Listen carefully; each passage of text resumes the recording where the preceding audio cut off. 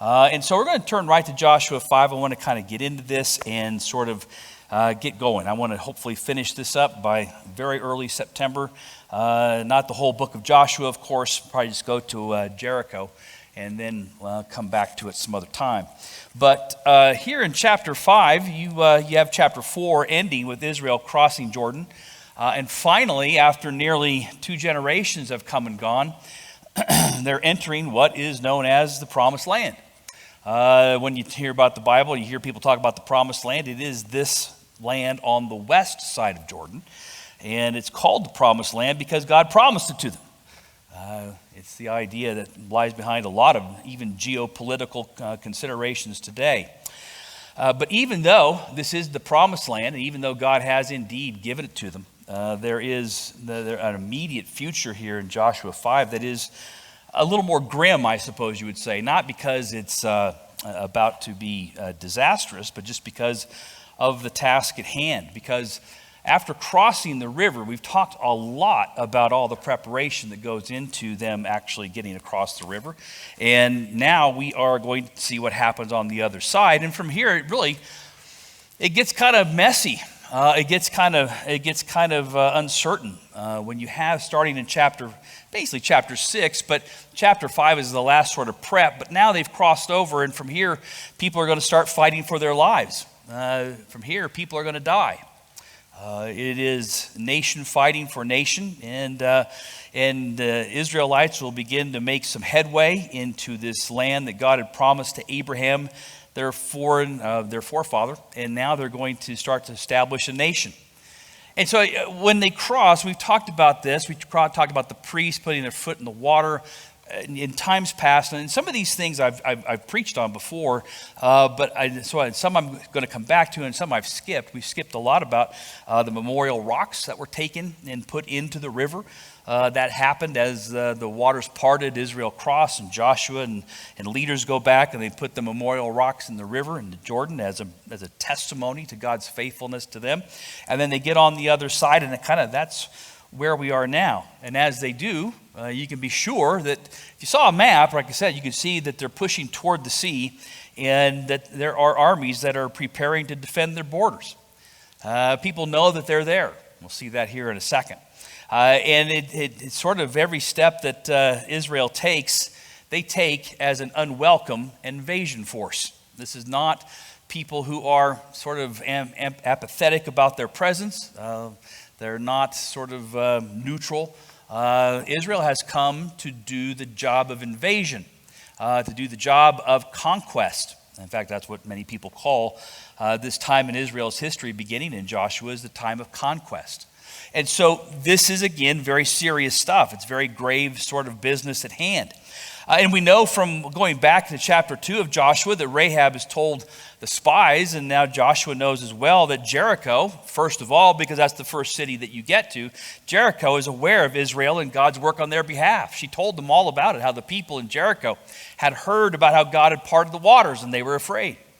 And that's not going to be the last of them that are afraid, and having heard that testimony.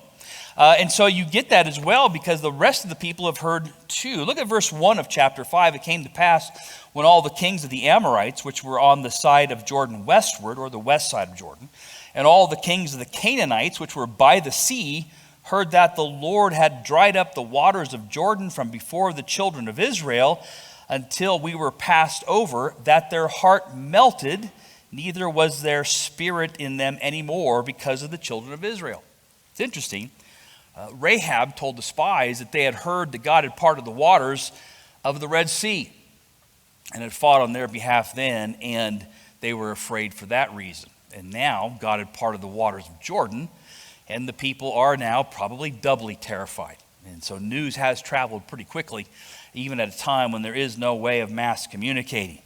And so, but understand this, even though their hearts have melted, it says in verse 1, even though their hearts have melted, doesn't mean that they won't fight to the death. Doesn't mean that they won't join the battle. And so understand this, that's sort of presenting the scheme here, is that Israel has to take all of this land basically by force, because having crossed the river, entered the land, what Israel has done in effect is declare war. And so this has begun a new period of their history. And now there are, of course, more reasons than ever to be vigilant and prepared to fight. And I say all of that to sort of remind us of the context. Because what makes the Bible interesting is not verses that we pull out and just look at. What makes the Bible interesting is context.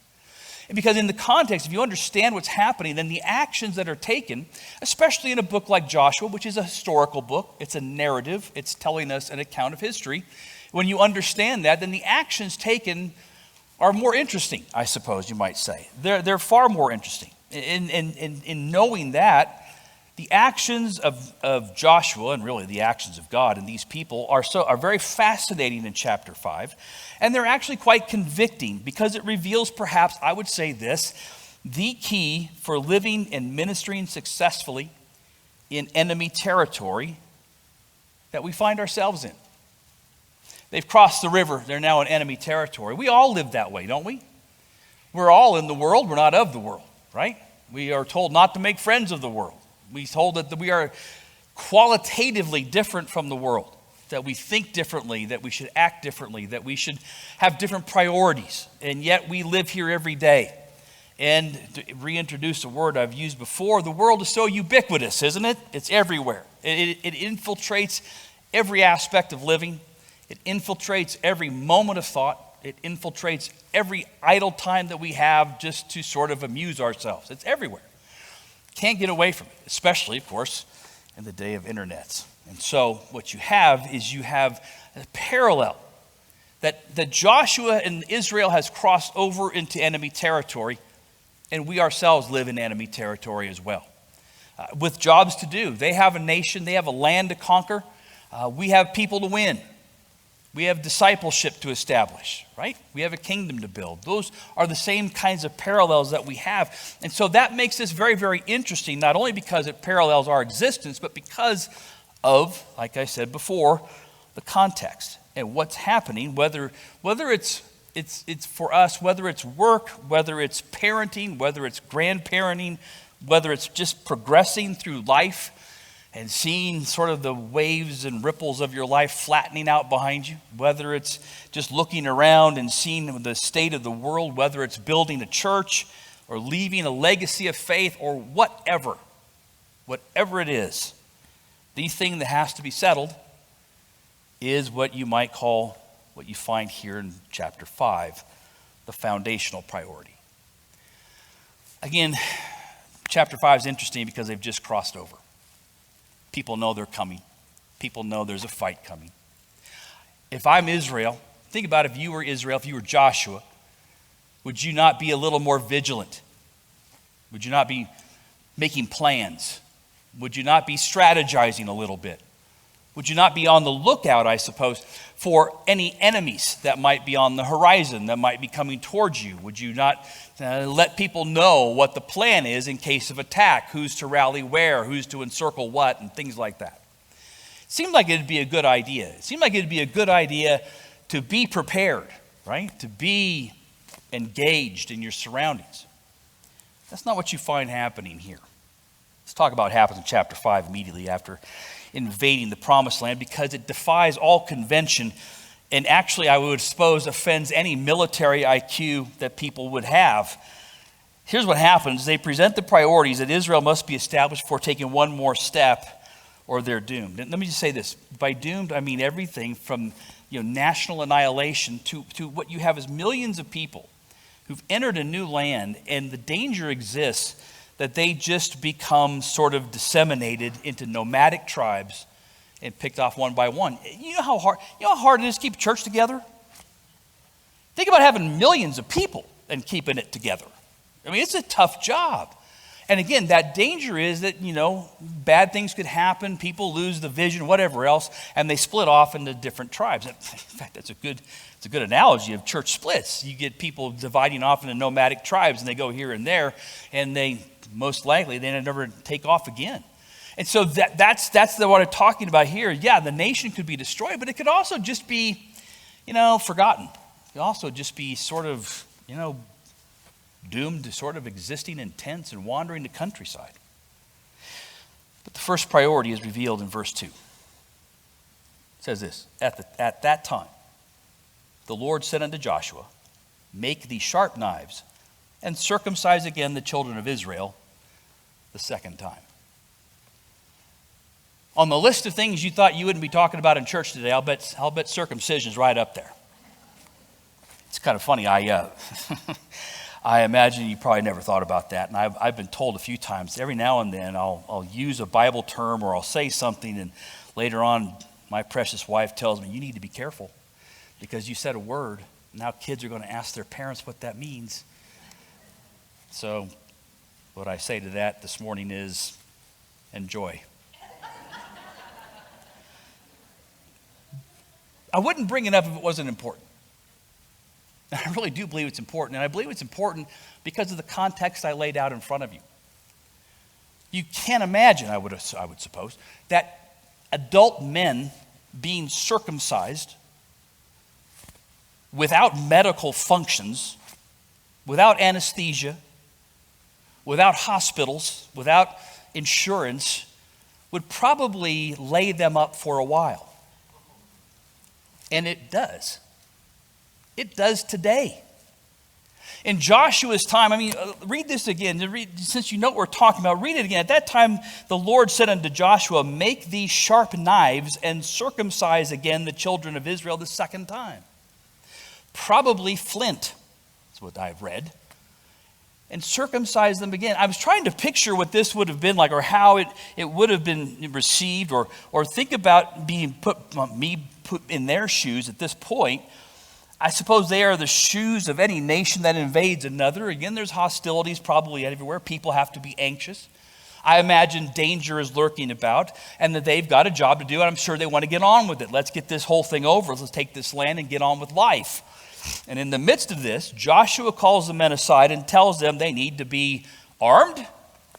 Nope. Vigilant? Nope. Brave? Circumcised. If you were landing on the beach at D-Day, and once you made it there, they told you, wait a second, we need to circumcise everybody, how would that be received?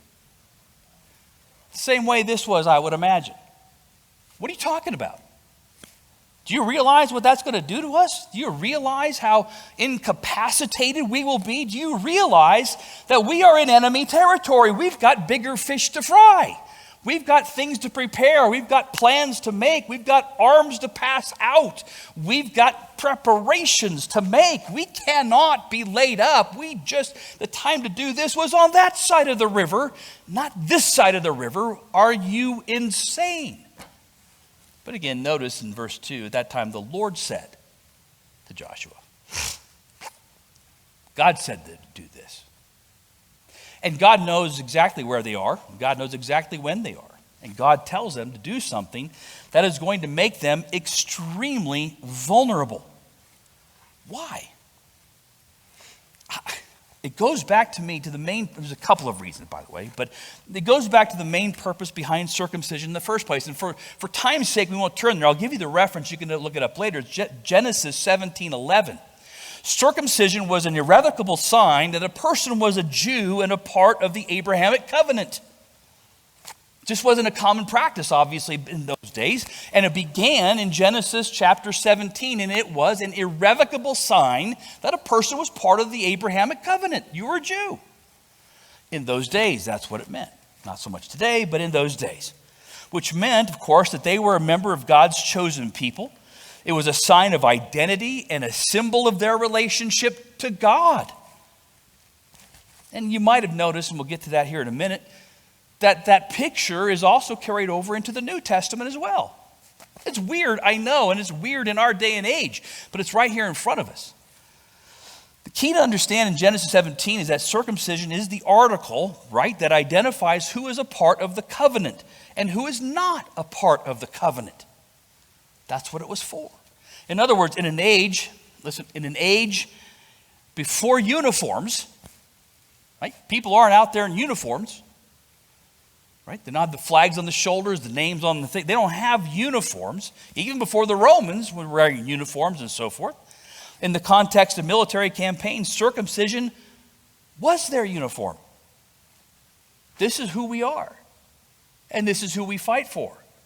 And this is the uniform that identifies us, should the need arise. It had also, according to verses 5 and 7, it had also ceased as a practice while Israel had wandered under God's displeasure.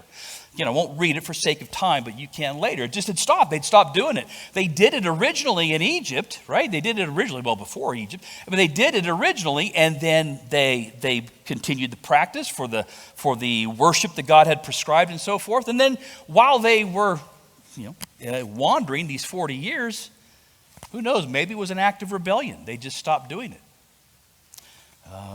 And so you have this having fallen off the grid, so to speak.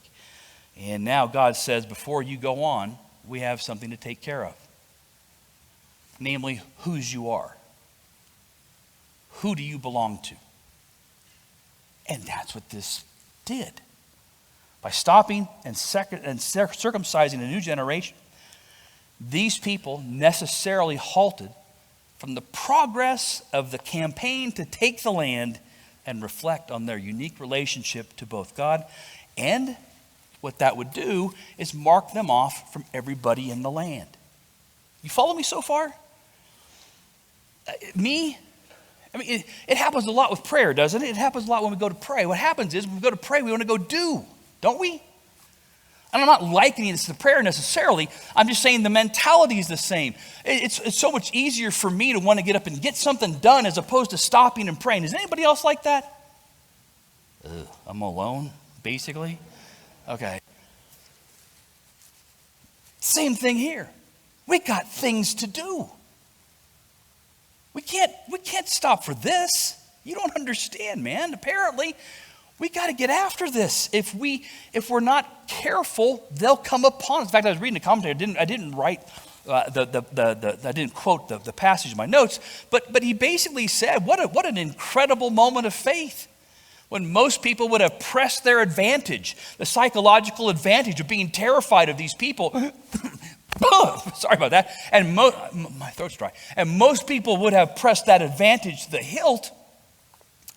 What happens is, God says, stop for a few weeks and just remember whose you are. So, here we go. When it comes to living behind enemy lines, and I've got a couple of points, my goodness, here's a lesson we all need sort of to take in. And the question I ask is, whose are we? Whose are we? I'll just go ahead and say it like this too. We have, I think, an identity crisis in Christianity today, living behind enemy lines. The overall state of Christianity in this country, and I've mentioned this before, mentioned it probably too much, but it's declining rapidly, not because we're being overrun, not because we're being bloodied up by the world, right? Not even because we've been intimidated. What happened is that Kathy heard me cough and went and got a cup of water for me. You're very sweet. Thank you very much. Okay.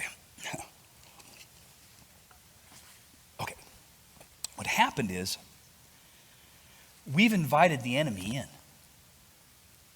because we've forgotten whose we are. I think it's easy to do. On some level, we simply got to a point where we established kind of a friendly working relationship. You see that all over the place in the Old Testament. You know what I'm talking about? About Israel getting to a point where they are right with God, and then you watch a slow deterioration as they separate, get a little farther and farther away, and pretty soon they have this wonderful relationship with all the people around them that God said don't have marvelous relationships with. Pretty soon they're marrying daughters that God has forbidden them to marry. Why? Because they've started to blend in, right? They've started to no longer be separate or distinct. Why? Because they forget whose they are, or they neglect it. And here's the thing, living behind enemy lines, such as we do, demands an absolute necessity for us this morning, and that is that we have to ask ourselves and remind ourselves whose we are. To whom do we belong? Who is the master of our life? Who is the Lord of our life? Who's the one that receives our loyalty, faithfulness, and fidelity? Whose do we belong to? We have to address that. In fact, I would say that if anything is hastening the collapse of biblical Christianity in America, it may just be that.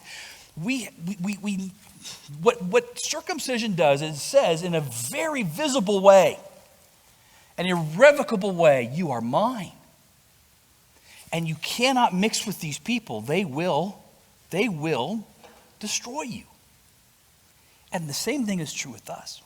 Living in the world is dangerous, and it just has a way of just diminishing the incentive to live for Christ. Listen, being surrounded by the tangible temptations of living. I mean, I was thinking the other day, and I was thinking about when I was a kid, which now seems so long ago. Anybody else like that? It just seems like a long time ago. And I remember all the toys that I used to have, things I used to play with. Do you realize that today, they're in antique stores today. The stuff that is available. Cheryl told me the other night, she said she heard that Jeff Bezos, the founder of Amazon, said, I want to be the guy that if you're laying in bed at night and you think I need something like, a new cheese grater, that you can lay in bed and order a cheese grater from me.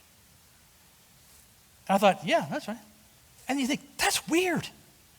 How many of you laid in bed and ordered something online? Yeah, of course you have, right? And that's so weird. And it's even weirder because what it does is it offers Christians everything. Anything you want. Anything you want to watch. Anything you want to listen to. Anything you want to laugh about. You can have how many, honestly, again, I keep saying how many, but you know what I'm talking about. We have a television that has probably 500 stations on it right now. And you can watch anything you want and add subscriptions. Right? You can watch sports. You can watch the NFL 12 months a year, not just live, but in reruns. You can watch old football games. You go online and you're looking on Instagram or something. I got 15-second clips of Nebraska beating the tar out of Colorado back in the 90s, and I stop, amen? In fact, how many times have you picked up your phone to do something, got distracted by something else, put your phone down, and in 5 minutes, oh yeah, I was supposed to look at that. You know what the world does is it offers you anything you want, and what it offers you can have right now. Right now. This is an amazing thing. And it's a constant hazard to our spiritual health if we do not daily recognize whose we are. Who do we belong to?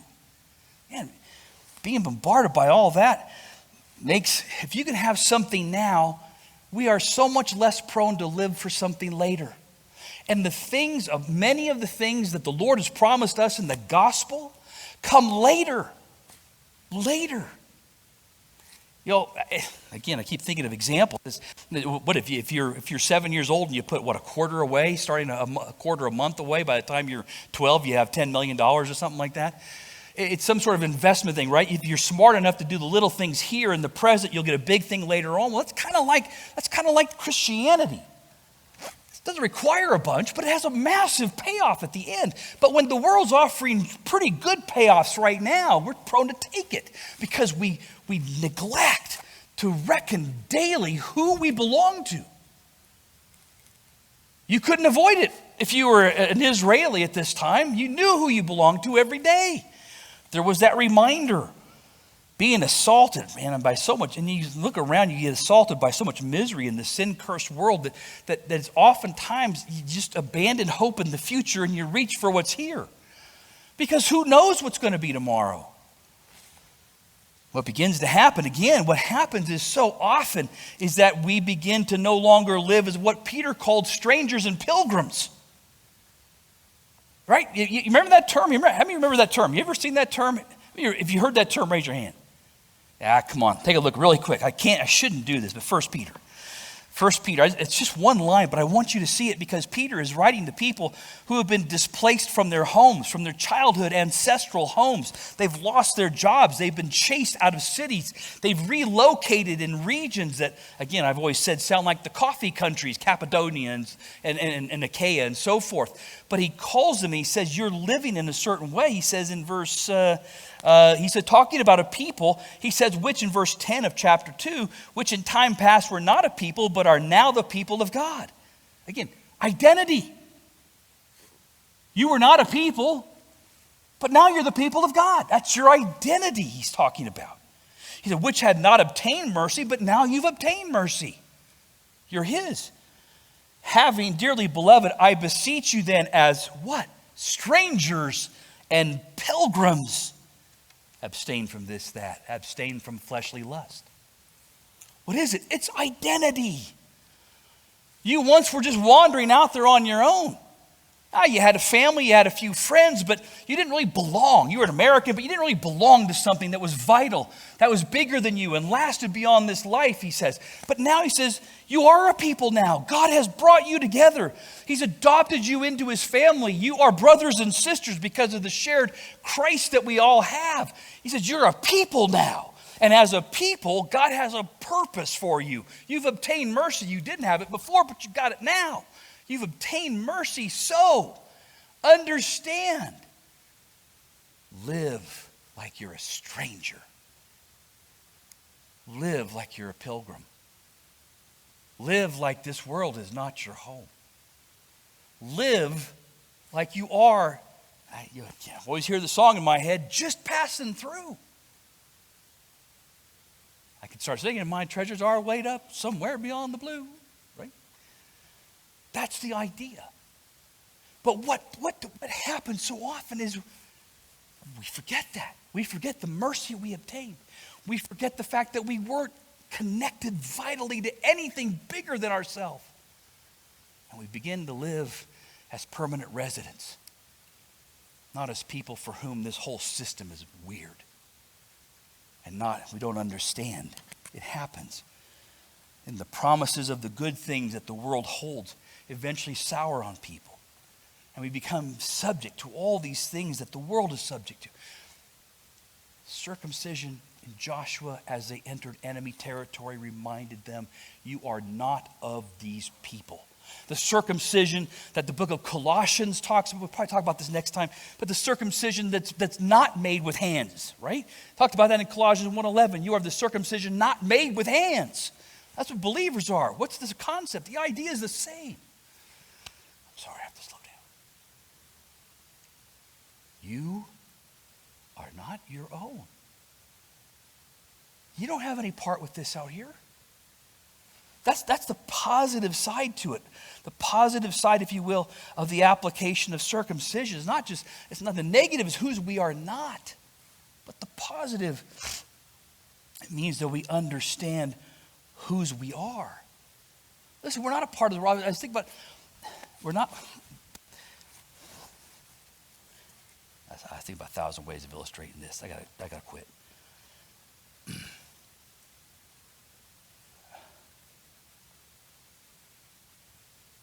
Did I tell you about my kids once? Did I tell you about my kids when I asked about gay weddings? Did I tell you about that? I got curious. There were people talking online. There were pastor types talking. Maybe I said it in a different context. If I've said this, somebody stand up and tell me to be quiet, okay?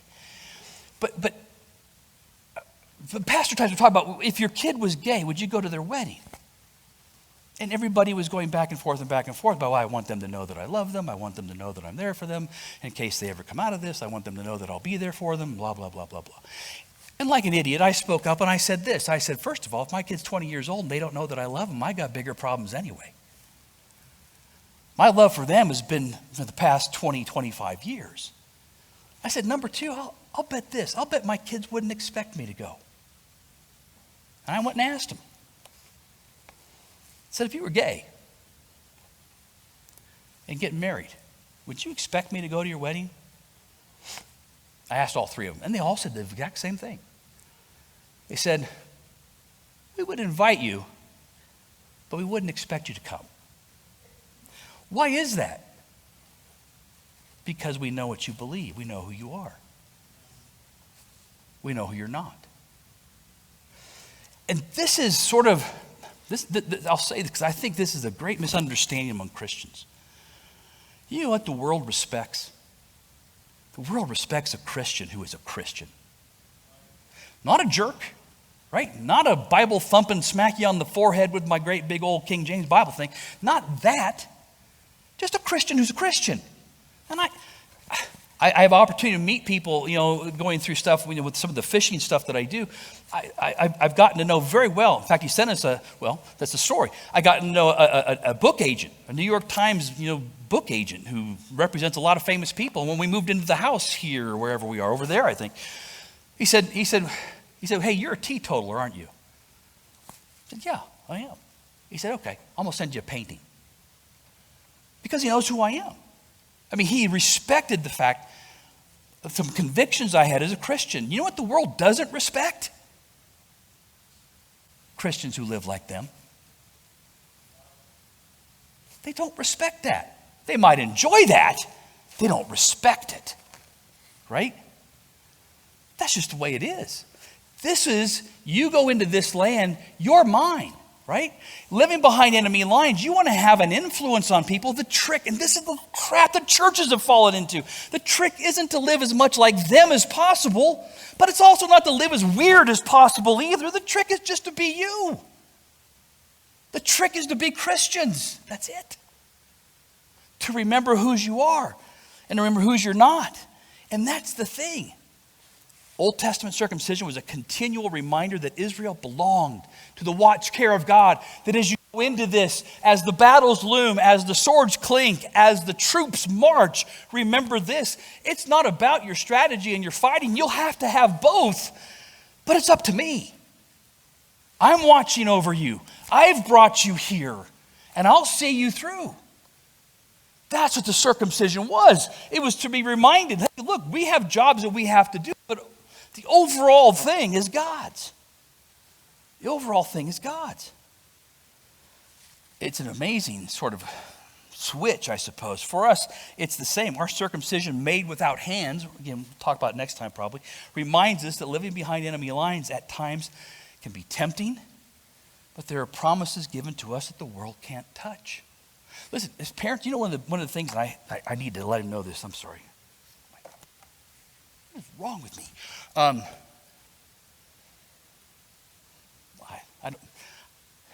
My kids don't listen to my sermons, so I'm okay. The last time I was in Montana, I was by myself. Cheryl wasn't with us for classes thing. One of the best things I've ever seen. I've got three grandkids. One's 4, the others I don't remember. But one's 4. The rest are younger, right? I'd never seen this before. I say this, I guess, to anybody, but to parents especially. You've seen you've seen my daughter's husband, right? He looks like a serial killer biker dude. He does not look like you would probably think my son-in-law would look. His hair changes like weekly, and it's shaved on the side, long in the back, or weird, and whatever. He's big as a brick house. He's a diesel mechanic. And the last time that I was there, before bed, girls, they wanted to pray. They pray every night. And I'd never seen this before. They'd always gone into the bedroom and done their stuff. But they were out in the living room with me. And the girls said, Dad, pray, Dad, pray. And I heard my son-in-law pray for the first time, besides over like a meal or something. This sounds goofy, but I was impressed. Not just that he was willing to do it in front of me, but that it was good. It was substantive. And here's the deal, right? Here's the deal. Your kids may not understand at all this notion of prayer. But you know what they will remember? Dad praying. We said this before. When Madison was, when we started this, when Madison was born, Madison's just a little baby in a crib. She just in swaddling clothes, basically. And Cheryl and I, we would go in and we'd pray. Pray over a crib. You know what? Madison never heard a syllable. Or she heard it, but she didn't understand a syllable of what we said. But that's who we were. That's who we were. And the circumcision made without hands reminded us that I don't care if every single parent on the face of the earth refuses to pray for anybody in their family. We're going to, right? Now, we weren't perfect, mind you, but I mean, that's something that we did. The point being this: you're circumcised. Why? When you go into this land, when you take another step into enemy territory, you remember you're mine. And you have to do the things that you have to do. You have to work, you have to plan, you have to whatever. To fix flat tires like we kind of had this morning. You have to get your hair cut. You have to do all sorts of stuff. But first is me. I won't get into this because I don't have enough time, but let me just read the verse and I'll tell you what it is. The second foundational priority about their identity was not the circumcision, but the circumcision also served this purpose, was so that in verse 10, they could observe the Passover. Look in verse 10, and the children of Israel encamped in Gilgal and kept the Passover on the 14th day of the month at even in the plains of Jericho. You had to be circumcised to observe the Passover because circumcision was a sign of the covenant, and only the covenant people could observe the Passover. Does that make sense?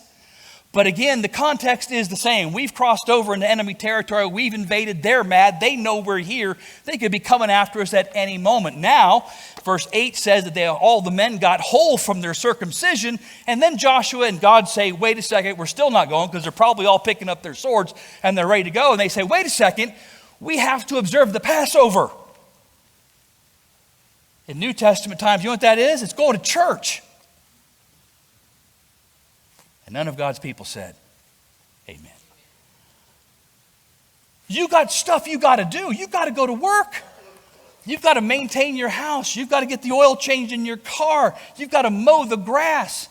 You've got to take your wife out. You've got to get wood for the winter. You've got to do all sorts of stuff. But God says, me first. Me first. When we don't do that, what begins to happen, and there's different stages of it, what begins to happen is we lose our identity. We lose our identity. That's what God is teaching them. He's teaching them me first. You are mine. Certainly it shows who you aren't. You're not of this world. But on the opposite side, it shows who you are. Who you are. But we've got a country, our kids are exposed. My wife is vulnerable. All the women and the children and the older and the young. No, me first. Observe the Passover. Me first. I'll worry about this. I'll worry about that. Me first. You're mine. You weren't a people, but now you are a people. You didn't have mercy, now you have mercy. Me first. And all these other things will fall in line. It's the only way to find victory in Canaan. It's the only way to grow, to build a church, personally disciple. It's the only way. Him first. Him first. Father, this morning I'm grateful again for people's patience. Father, I'm grateful for the examples that you give us in your word that go so far back and are so consistent. Father, we're grateful for an opportunity to come together and be reminded in worship that we're not our own, we're not alone. That the best things are the promises you've given, even though we can't lay hold on them today. But Father, we're also grateful for all the many blessings we receive daily that we overlook so often. Father, may it just be said of people here today, that before we leave, we've established the foundational priority of living in this world. That is that you're first. We are yours. And Father, we are so grateful to be able to say that. Be with us this morning. In Jesus' name.